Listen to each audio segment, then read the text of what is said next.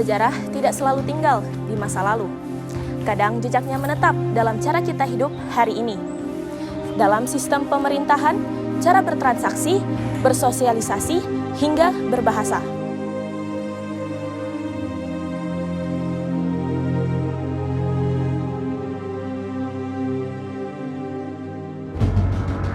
Dalam video ini, kita akan menelusuri warisan pada masa penjajahan Jepang yang masih terasa hingga saat ini dalam bidang politik, ekonomi, sosial, dan kebudayaan.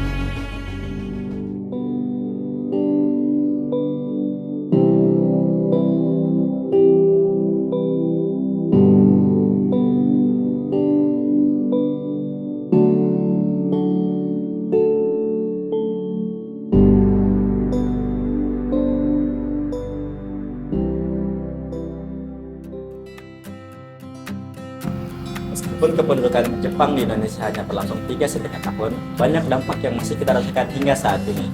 Salah satu warisan terbesarnya adalah sistem pemerintahan yang terpusat.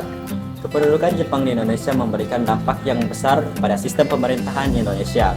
Mereka menggantikan sistem desentralisasi milik Belanda dengan sistem yang lebih terpusat dan terkonsolidasi di pusat pemerintahan.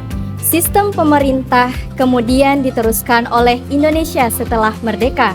Pengaruhnya masih bisa kita lihat hingga sekarang dalam cara pemerintah mengatur wilayah dan kebijakan nasional.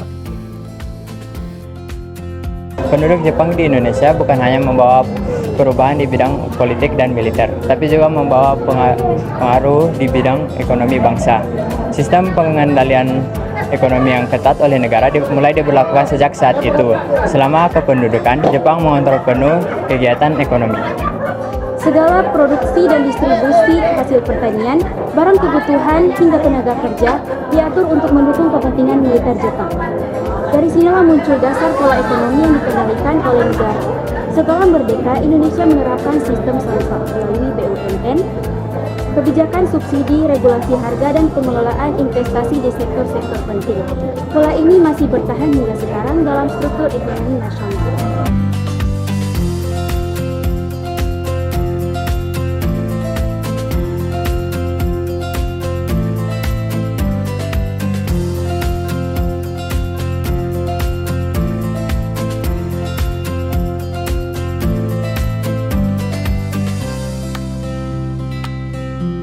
Nah, contoh nyata dari peran negara dalam ekonomi bisa kita lihat di sini, di sektor energi. Sejak masa setelah pendudukan Jepang, pemerintah mulai mengambil alih pengelolaan sumber daya penting termasuk minyak dan gas. Hingga sekarang, Pertamina sebagai BUMN bertanggung jawab dalam distribusi energi nasional. Melalui Pertamina, pemerintah mengatur harga BBM, memberikan subsidi, dan memastikan energi dapat diakses masyarakat luas. Ini merupakan bagian pola ekonomi yang berakar pada masa pengendalian Jepang dulu, di mana negara menjadi pemain utama dalam urusan energi strategis.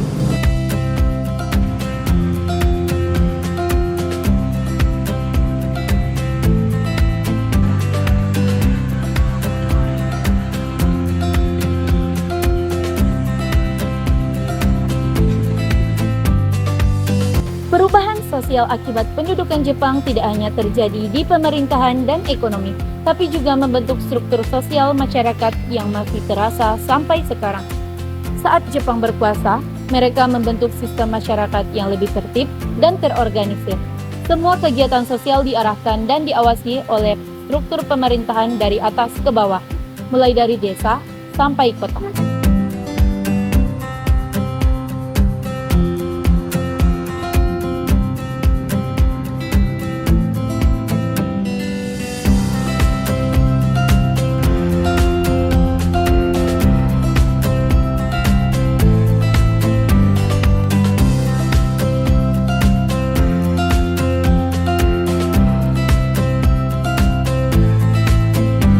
Pada masa penduduk Jepang, struktur masyarakat dibentuk agar terpusat dan disiplin. Jepang menciptakan sistem yang rapi dari pusat hingga desa, dan itu menjadi dasar sistem sosial kita sekarang. Hingga hari ini, peran aparat pemerintah seperti PNS masih menjadi ujung tombak dalam melayani masyarakat, mulai dari urusan administrasi, data kependudukan, sampai bantuan sosial.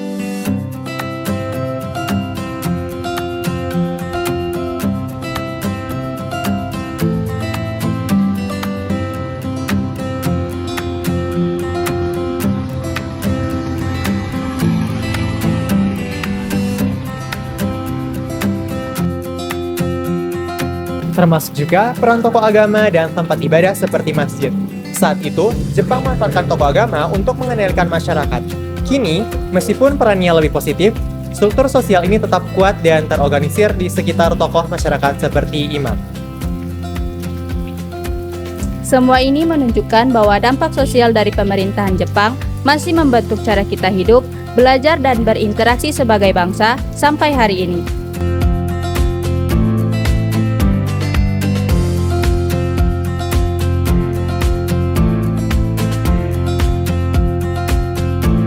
Di bidang pendidikan, Jepang juga memperkenalkan kedisiplinan dan semangat nasionalisme, meskipun dulunya untuk kepentingan mereka. Namun, setelah merdeka, nilai-nilai itu tetap terjaga dan terus dilestarikan di sekolah. Mulai dari disiplin, upacara bendera, hingga pelajaran sejarah. Semua itu membantu kita untuk membentuk karakter bangsa.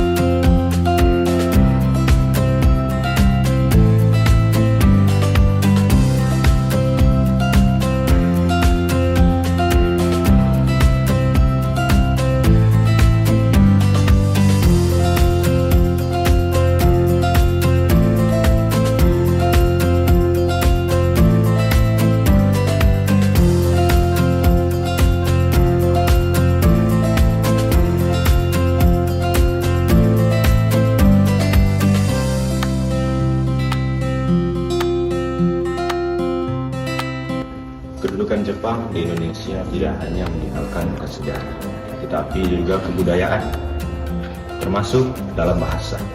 Beberapa kata dalam bahasa Jepang masih kita gunakan dalam kehidupan sehari-hari. Contohnya seperti tsunami, karate, karaoke, peta, dan istilah kata kerja seperti kohai atau holiday yang masih eksis di kalangan tertentu. Di bidang militer dan seni bela diri, pengaruh bahasa Jepang cukup kuat. Bahkan, dalam budaya pop, banyak generasi muda yang lebih akrab dengan bahasa Jepang melalui anime dan manga. Hal ini menunjukkan bahwa bahasa bisa bertahan dan berkembang bahkan setelah masa penjajahan berakhir.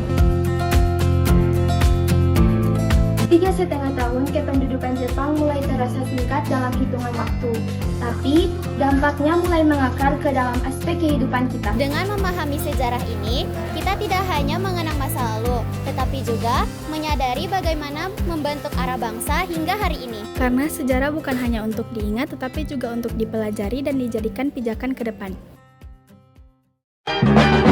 One is the loneliest number that you'll